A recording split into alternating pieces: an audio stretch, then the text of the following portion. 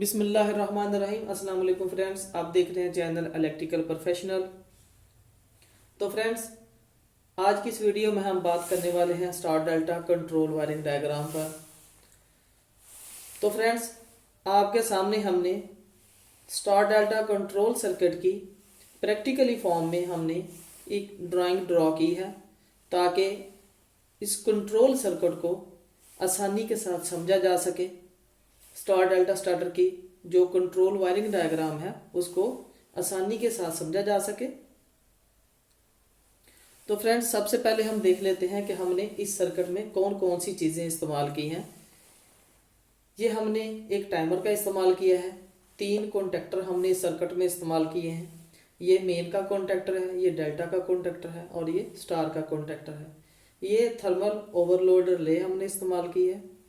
Normal open push button है, normal close push button का इस्तेमाल किया है और ये हमने 2 ब्रेकर कंट्रोल पर इस्तेमाल किए हैं। आप इन ब्रेकर्स की जगह पर फ्यूजेस का इस्तेमाल भी कर सकते हैं। हमारी जो सप्लाई है जो हमने इस सर्किट में इस्तेमाल करनी है वो हमने पहले इन ब्रेकर पर देनी होती है। इन ब्रेकर से सप्लाई हमने आउट लेकर इस सर्किट में इस्तेमाल करना होती है। ये न्यूट्रल जो है हमने ब्रेकर की आउट से उठाकर ये ओवरलोड रिले के नॉर्मल क्लोज पॉइंट में से गुजारकर हमने तमाम कॉन्टेक्टर्स, तीनों कॉन्टेक्टर्स की कॉइल के एक एक साइड पर हमने लगा दी है।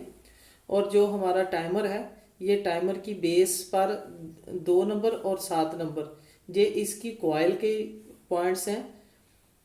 2 नंबर पर हमने डायरेक्ट न्यूट्रल लगा दी है और जो हमारा फेज है, फेज ब्रेकर की ओर से लेकर हमने जो हमारा नॉर्मल क्लोज पुश बटन है इसकी इन पर लगा दिया है और इसकी आउट से सप्लाई लेकर हमने जो नॉर्मल ओपन पुश बटन है इसकी इन पर हमने फेस लगा दिया है।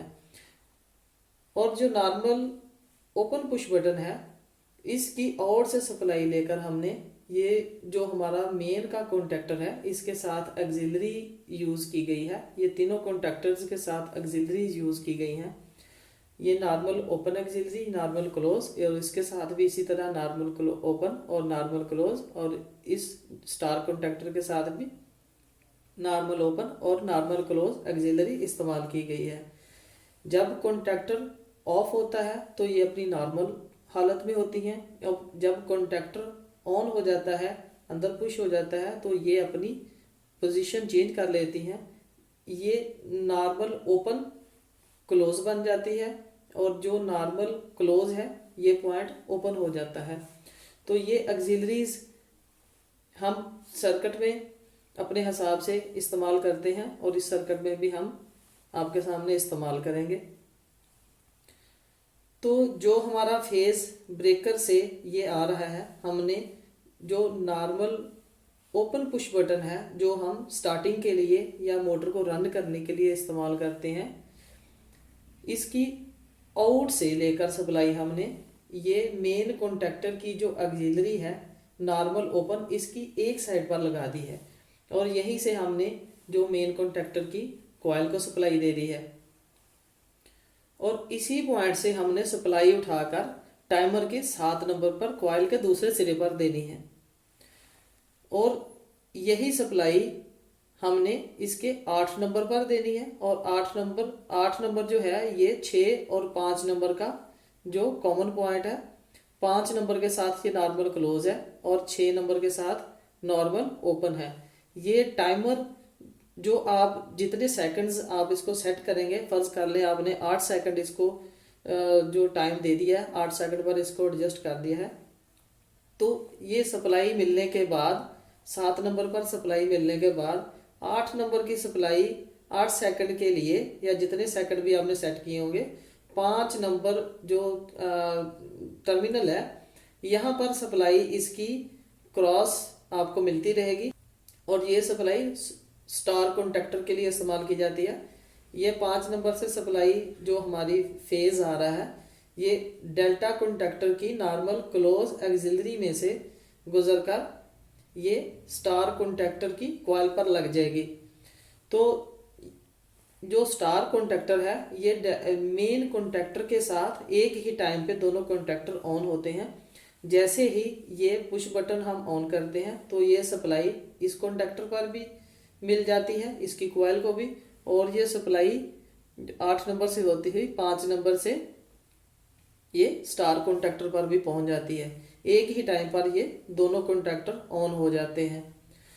तो जब हम इस पुश बटन को फ्री करते हैं तो ये अपनी पोजीशन पर वापस आ जाता है, ये पॉइंट नॉर्मल ओपन हो जाता है। तो उस सूरत में इस सर्किट को रन करने के लिए हम इस जो पुश बटन की इन वाली साइड से फेज उठाकर सप्लाई लेकर जो हमारा मेन कॉन्टेक्टर है इसकी जो हमने नॉर्मल ओपन ऑक्सिलरी एक साइड से यूज की थी उसकी दूसरी साइड पर हम लगा देते हैं, ताकि जब ये पुश बटन ऑफ हो जाए तो उस सूरत में ये जो फेज है ये सर्किट को इस ऑक्सिलरी के जरिए से मिलता रहे और ये जो सर्किट है ये ऑन रहे। जो काम हम इस पुश बटन से ले रहे थे वो अब काम ये ऑक्सिलरी करेगी। जब हम पुश बटन से एक दफ़ा इस कॉन्टेक्टर को ऑन कर लेते हैं, सप्लाई इसकी कॉइल पर दे देते हैं, ये कॉन्टेक्टर ऑन हो जाता है, नॉर्मल ओपन ऑक्सिलरी ये पॉइंट क्लोज हो जाता है और पॉइंट क्लोज होने के साथ ही ये सप्लाई इस सप्लाई के साथ कनेक्ट हो जाती है। तो जितनी देर हम ये जो नॉर्मल क्लोज पुश बटन है इसको प्रेस नहीं करेंगे, यहाँ से सर्किट डिस्कनेक्ट नहीं करेंगे, तो ये आपके कॉन्टेक्टर्स जो हैं इनकी सप्लाई कंटिन्यू रहेगी, ये सर्किट आपका ऑन रहेगा। तो स्टार कॉन्टेक्टर मेन कॉन्टेक्टर के साथ आपका ऑन हो गया, दोनों कॉन्टेक्टर एक ही टाइम पे ऑन होंगे। तो जो आपका मेन कॉन्टेक्टर है, मेन कॉन्टेक्टर आपका ऑन रहेगा। जो आपने टाइमर एडजस्ट किया हुआ है 8 सेकंड पर, ये 8 सेकंड के बाद 5 नंबर पॉइंट की सप्लाई डिस्कनेक्ट करके 8 नंबर की सप्लाई 6 नंबर के साथ लगा देगा। जैसे ही 5 नंबर की सप्लाई डिस्कनेक्ट होगी तो ये स्टार का कॉन्टेक्टर ऑफ हो जाएगा और जो 6 नंबर की सप्लाई है ये स्टार की कॉन्टेक्टर के नॉर्मल क्लोज ऑक्सिलरी में से होती हुई ये डेल्टा कॉन्टेक्टर की कॉइल पर लग जाएगी। और जैसे ही ये कॉन्टेक्टर ऑफ होगा 6 नंबर पर इसकी सप्लाई जो डेल्टा कॉन्टेक्टर की है वो डेल्टा कॉन्टेक्टर पर आ जाएगी। स्टार कॉन्टेक्टर ऑफ होने के साथ ही डेल्टा कॉन्टेक्टर ऑन हो जाएगा।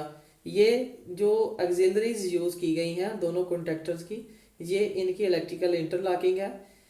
इस इंटरलॉकिंग का फायदा ये होता है कि जब आप दोनों में से किसी कॉन्टेक्टर को भी मैनुअली पुश करके आप इसको ऑन करेंगे, अंदर प्रेस करेंगे, तो ये जो पाथ है जो आपने ऑक्सिलरी यूज़ की हुई है नॉर्मल क्लोज, ये कॉन्टेक्टर की पोजीशन चेंज होने के साथ ये सर्किट भी आपका डिस्कनेक्ट हो जाएगा। ये मैकेनिकली इसका इस कॉन्टेक्टर के साथ लिंक होता है। जैसे ही आप कॉन्टेक्टर को दबाते हैं या इसको ऑन करते हैं तो ये दोनों ऑक्सिलरीज अपनी पोजीशन चेंज कर लेती हैं। तो जब आपने सर्किट को ऑफ करना होता है तो ये जो आपका नॉर्मल क्लोज पुश बटन लगा हुआ इसको आप प्रेस करेंगे तो ये सप्लाई आपकी इस पॉइंट से भी जो सप्लाई है आपकी डिस्कनेक्ट हो जाएगी और ये आपके जो सर्किट है ये सारा ऑफ पोजीशन में चला जाएगा।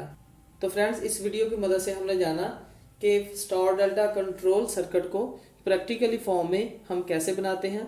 तो फ्रेंड्स अगर आपको वीडियो अच्छी लगी हो तो हमारे चैनल को लाइक करें, शेयर करें और सब्सक्राइब करें। अस्सलाम वालेकुम।